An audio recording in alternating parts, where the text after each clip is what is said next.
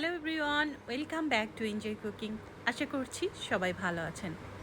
আজকে আমি আপনাদের সাথে দোকানের চাইতেও মজাদার একটা আলু পুরি রেসিপি শেয়ার করছি। খুবই হেলদিভাবে বানানোর চেষ্টা করেছি আর খেতেও দারুণ সুস্বাদু। চলুন তাহলে রেসিপিতে চলে আসি। একটা বোল নিয়ে নিলাম, আটার খামিরটা আগে তৈরি করে নিচ্ছি। 1 কাপ আটা নিয়েছি, অবশ্যই আটা দিয়ে তৈরি করবেন।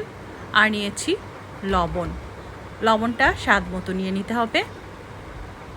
একটা চাকুনির সাহায্যে ছেঁকে নিচ্ছি, এতে করে এক্সট্রা যে ময়দার যে দানা থাকে অথবা লবণের যে দানা থাকে সেগুলো রিমুভ হয়ে যাবে। দেখুন, এই যে এক্সট্রা অংশগুলো ফেলে দিলাম। আর অবশ্যই আটাটা চেলে নেওয়ার চেষ্টা করবেন। এখন আমি ঘি দিয়ে দিচ্ছি। আপনারা এখানে বাটার, তেল যে কোনো একটা ইউজ করতে পারবেন। আমার কাছে ঘিটাই বেটার মনে হয়েছে, এই জন্য আমি ঘি দিচ্ছি। আপনারা চাইলে কিন্তু নর্মাল তেল দিয়েও এটা করতে পারবেন। খুব ভালো করে ময়ান করে নিচ্ছি। ডলে ডলে আটার সাথে ঘি বা তেল যেটাই ব্যবহার করুন মিশিয়ে নিতে হবে। তারপরে হালকা গরম পানি দিয়ে আমি একটা ডো তৈরি করে নেব।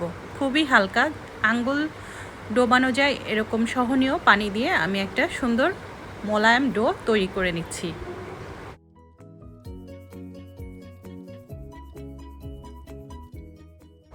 ডোটা তৈরি করে নেওয়া হয়ে গেছে। এখন আমি এটা কিছুক্ষণের জন্য রেস্টে রেখে দিচ্ছি।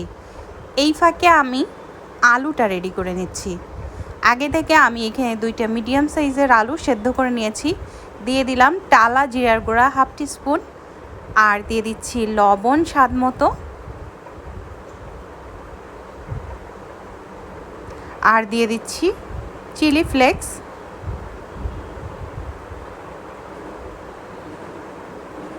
দিয়ে এখন খুব ভালোভাবে আলুর সাথে এই মশলাগুলো মাখিয়ে নিব।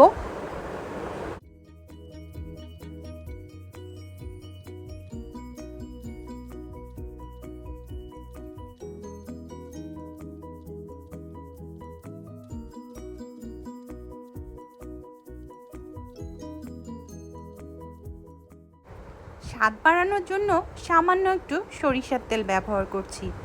সরিষার তেল দিয়ে আবার একটু ভালোভাবে মাখিয়ে নিচ্ছি। ব্যাস, তৈরি হয়ে গেল আমাদের আলুর পুরটা। একদমই সহজ আর খুবই ইয়ামি লাগে খেতে।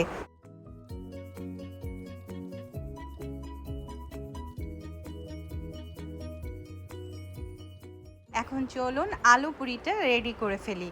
একটা বোর্ড নিয়ে নিলাম, বোর্ডের উপরে সামান্য একটু ঘি ছড়িয়ে দিলাম। ঘিটা একটু ডলে নিলাম বোর্ডের উপরে। এখন আমি পুরিগুলো রেডি করব। তো পুরিগুলো রেডি করার জন্য আমি মোটামুটি একটা মিডিয়াম সাইজের, ছোট থেকে একটু বড় সাইজের একটা ডো নিয়ে নিয়েছি।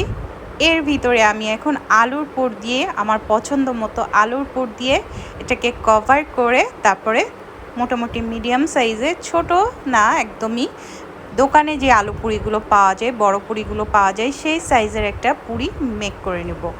আর অবশ্যই খেয়াল রাখবেন, যখন পুরিটা বেলবেন, বেলনি দিয়ে খুব জোরে চাপ দিবেন না, এতে করে আলুগুলো বের হয়ে আসবে। আর ভাজার সময় কিন্তু পুরি ফুলবে না এবং সমস্ত আলু তেলের ভিতরে ছড়িয়ে গিয়ে তেলটা নষ্ট হয়ে যাবে। তো হালকা হাতে একটু বেলতে হবে।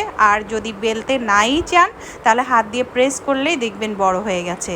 তো আমি সব পুরিগুলো রেডি করে নিলাম। এখন আমি ভাজতে চলে আসছি। তেলটা মিডিয়ামের থেকে একটু বেশি গরম হবে।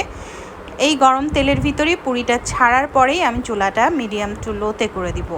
দেওয়ার পরে এখন আস্তে আস্তে উপর থেকে তেল ছিটিয়ে দিতে হবে, এতে করে পুরিটা হালকা একটু ফুলে উঠবে।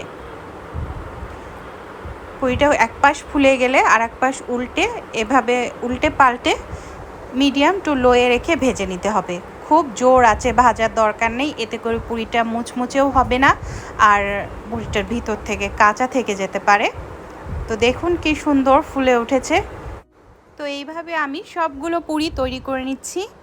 আজকে রেসিপি কেমন লাগলো অবশ্যই জানাবেন। রেসিপি ভালো লাগলে প্লিজ বন্ধুরা চ্যানেলটা সাবস্ক্রাইব করে আমার সাথেই থাকবেন, ভিডিওটি শেয়ার করবেন। আর গরম গরম চায়ের সাথে কি যে অপূর্ব লাগে এই পুরিটা খেতে। যারা পুরি খেতে ভালোবাসেন তারাই একমাত্র এর টেস্ট অনুভব করতে পারবেন। Thank you for watching.